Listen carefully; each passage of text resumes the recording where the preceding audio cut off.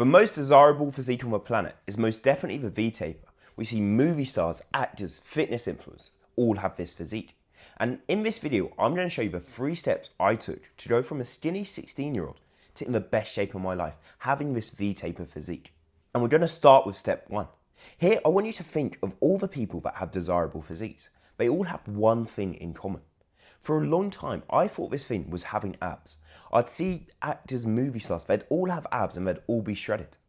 But if you think about it, when you look at some skinny guys who have abs as well, you don't desire their physique, you don't want it. Instead, it's something else. When you look at the ripped actors like Dwayne Johnson or John Cena or someone, they all have this wide upper body.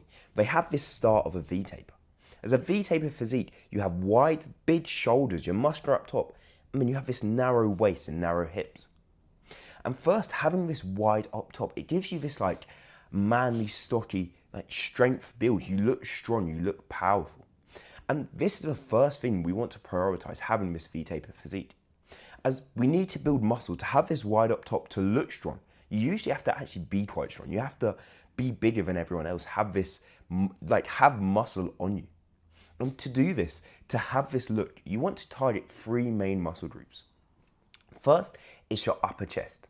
When doing bench press, when doing chest flies, all these different exercises, we usually target like our lower to middle chest. But for this physique, for this V-taper, an upper chest is so important. It makes our chest look full, gives it this really massive look. As if you look at some fitness influencers like Alex Eubank, his chest, his V-taper looks massive. And that's because his upper chest makes him look so full. It makes him look so much bigger than everyone else. And to target this upper chest, things like incline dumbbell bench press is a great exercise to do, as you can really get that stretch, lengthen your chest, and then push up. Doing this, different exercise like this, is brilliant for your upper chest. Then it takes us to our second muscle group that we want to target, and it's our side delts, the side of our shoulders, not the front of it, more the side of it. Here, that's what gives us this like wide frame. As you can tell, the like bigger your side shoulders are, the wider you're gonna look.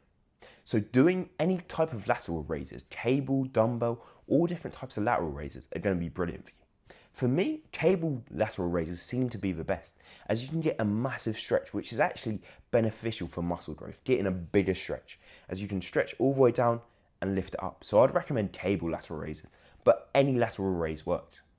And the final muscle group that we want to build for this V-taper is our lats, the back here. This is what makes you look wide. It's what makes you look stocky, makes you stick out more. To do this, there's many different exercises we can do for back. Any of the main compound movements like lat pull downs, pull-ups, these target our lats quite well.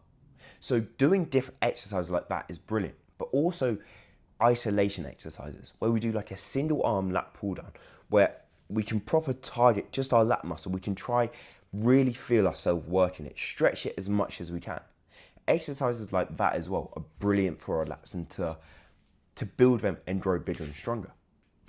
But whatever exercise we do, it's not too important. Instead, the important part is the volume we put into it. What I mean by this is we can train every single muscle group. We can do maybe 4 sets of every muscle group each week. But doing this means everything will grow at the same time, at the same rate, at the same size. But for things like our upper chest, our side delts and our lats, we actually want them to be bigger than like other muscle groups, and we want them to stand out essentially.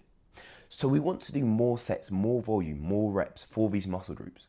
This is going to give it a better chance to grow and to get bigger. So we want to be doing around like 10 sets a week of each of these muscle groups. So 10 sets for lateral raises, 10 sets for lat pull downs, and 10 sets for our upper chest.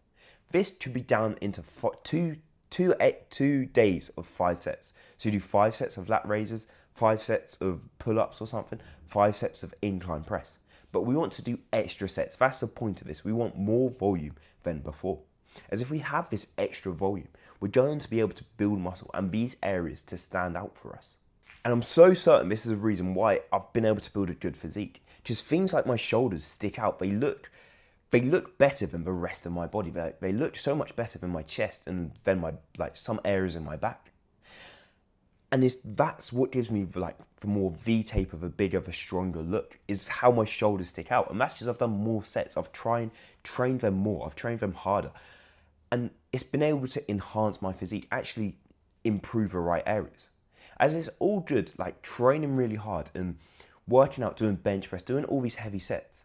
But if you just train the right areas, you can see way more progress and you don't even have to put as much effort into it. So if you train smarter than harder, you can actually see way more progress. Then we come to step 2. Without this, you actually won't be able to achieve the V-taper physique. Even if you have massive shoulders, massive upper chest, massive lats, you still won't have the right physique.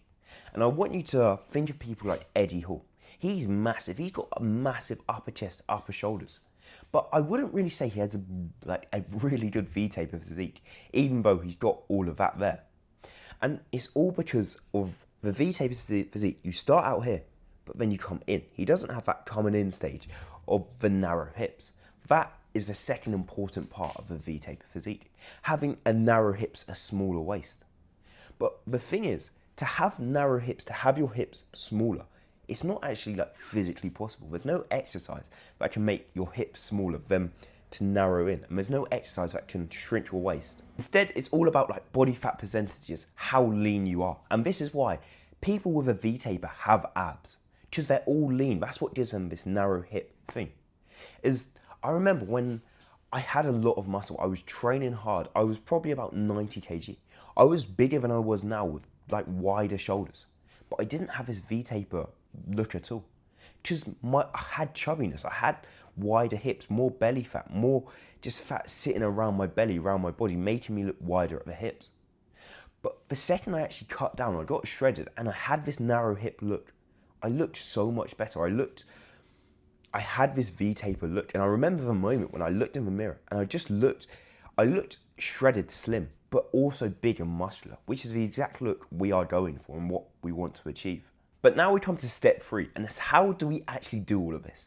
As it's 2 contradicting statements in a way here. First, we've got to build muscle, we've got to get bigger, we've got to have wider shoulders, bigger upper chest, bigger lats.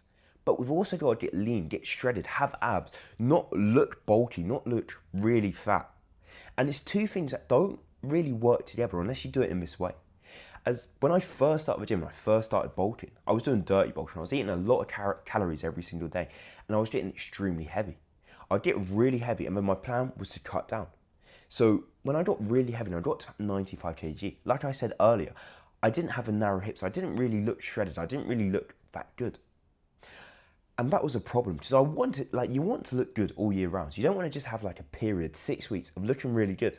And then for the rest of the year, you just look heavy, you look bulky, you don't look in good shape. So instead, what's the best thing to do is lean bulking. As right now, you may be skinnier, you may be weaker, you not be in the size that you want to be. So you want to gain muscle. But if we do it in a dirty bulking fashion, where we eat way more calories than we burn, we eat about 1,000 calories extra, we're going to gain a lot of fat. We're going to not have those narrow hips we want. But if we do it in a lean bulking fashion, where we only eat about 250 to 500 calories extra, so a very small surplus, we're actually going to gain more muscle and very little fat. We will gain a little bit of fat. We will be a bit more chubby, but not to the extreme like the dirty bulking was. So that's exactly what I recommend. Doing lean bulking, eating like a little bit extra, but not loads. And I want to give you an example of what you'd eat on a day-to-day basis for this to happen and to have this lean bulking. You'd always have healthy whole foods, more of these natural foods, as they're not too high in calories and they're very good with protein. So for breakfast, things like 6 eggs in the morning, some butter, oats, porridge, different stuff like that, which is healthy, blueberries, stuff like that I'd have in the morning to just get the high protein, decent amount of calories and to feel good.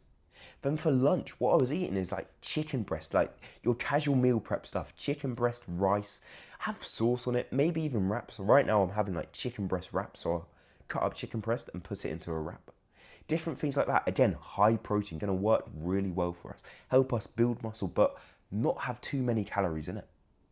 Then for dinner, one thing I'd love to go for is 500 grams of 25% fat beef mince. This, high in calories, is really good for the bulking, but it's filling and it's high in protein, like it works so well together. With this, I'd have something like a sweet potato, rice, different vegetables that are just going to help you out again. But with all these foods, you know it's not junk food, it's not really unhealthy food. Don't get me wrong, have some sauce, have some flavour, so it tastes nice. but make sure they're good foods. They're not foods you binge on and eat loads of. As if I was doing this lean bulk and I was eating biscuits, cookies, cakes, I'd gain way more fat. I wouldn't actually be in good shape. I'd eat too much food for a bulk, which sounds weird, but it's true. I'd eat way too much. And obviously with this all, you'd have some snacks as well. The main one is like a protein smoothie. You'd have protein powder, full fat milk, and peanut butter.